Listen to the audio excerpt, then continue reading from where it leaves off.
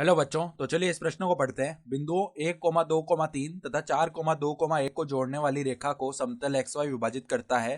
तो यहाँ पर देखो, हमें चारों विकल्पों में से सही विकल्प का चयन करना है। ठीक है, तो प्रश्न में आगे बढ़ने से पहले इस प्रश्न से संबंधित जो मुख्य उदाहरण है उसकी हम चर्चा कर लेते हैं।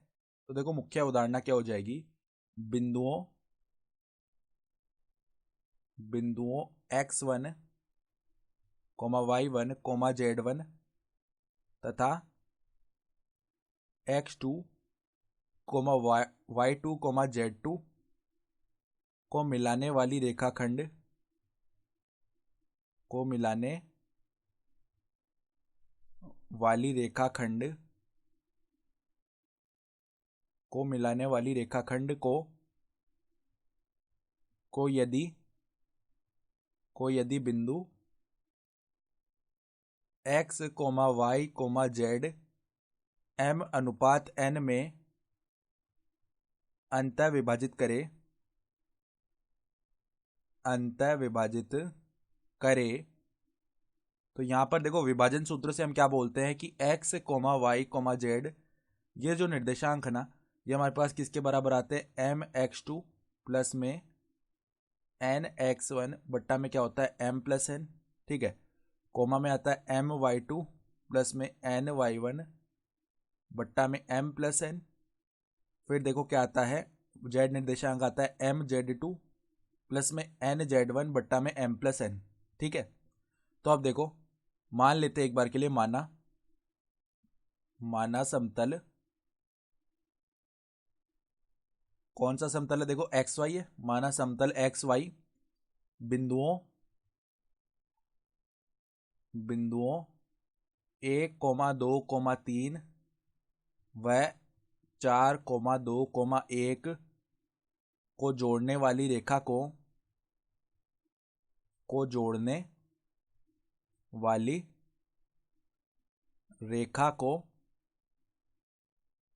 के अनुपात 1 में अंतः विभाजित करता है। ठीक है, तो एक बार हमने माना है कि ये के अनुपात 1 में अंतः विभाजित कर रहा है। ठीक है, और किस बिंदु पर कर रहा है, देखो x, y, z, उसके हम निर्देशांक निकाल लेते हैं।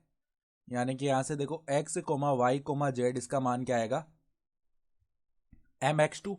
तो m का मान हो चुका है k और x2 का मान क्या हो जाएगा, 4। तो पहले आएगा 4k प्लस में nx1 लिखना है, तो n का मान 1 हो गया और x1 का मान 1 है, तो 1 गुणा 1 1 आएगा, बट्टा में आ जाएगा m+n यानी कि k+1। कोमा में देखो y निर्देशांक क्या बनेगा अब हमारे पास में, my2 यानी कि 2k प्लस में ny1। ठीक है, यानी कि y1 का मान भी 2 ही है, तो 1 गुणा होगा 2 से तो 1 आ जाएगा, मतलब 1 गुणा होगा 2 से तो 2 आएगा। ठीक है, और बट्टा में k+1 है। सही है, फिर देखो क्या होगा, mz2 यानी कि k गुणा होगा 1 से तो क्या आएगा, प्लस में nz1 यानी कि 1 गुणा होगा 3 से तो 3 आ जाएगा, बट्टा में k+1। ठीक है, अब ये जो बिंदु आया ना, ये वो बिंदु आ गया जिस पर, जो कि समतल XY पर स्थित है और इन दोनों बिंदुओं को मिलाने वाली रेखा को के अनुपात 1 में अंतर विभाजित कर रहा है। तो अब ये बिंदु समतल XY पर स्थित है ना, तो हम देखो इस बिंदु को एक बार के लिए R बोल रहे हैं। ठीक है, तो चूंकि R समतल XY पर स्थित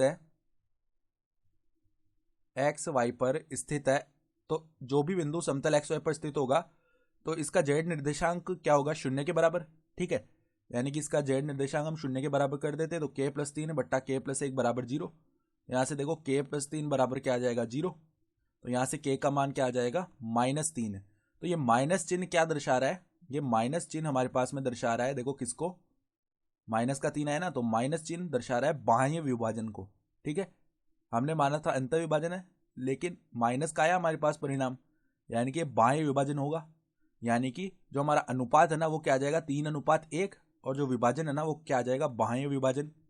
यानी अंतर विभाजन नहीं हो रहा होगा, बाह्य विभाजन होगा। ठीक है, तो अगर हम विकल्प देखें ना, तो विकल्प जो बी है वो सही विकल्प हो रहा है, 3:1 बाह्यत है। ठीक है, तो आशा करता हूं कि आपको ये प्रश्न समझ में आया होगा। धन्यवाद।